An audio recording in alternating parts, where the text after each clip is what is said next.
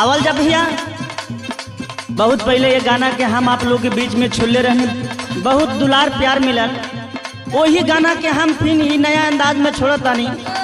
हमके आशा ना विश्वास बा कि बहुत दुलार प्यार मिली। आवल जा कैसे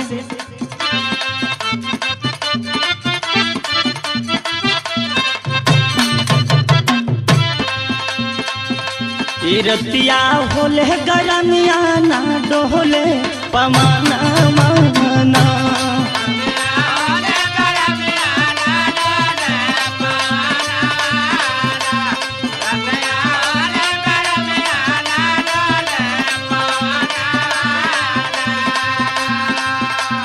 रतिया होले गरमिया ना डोले पमाना माना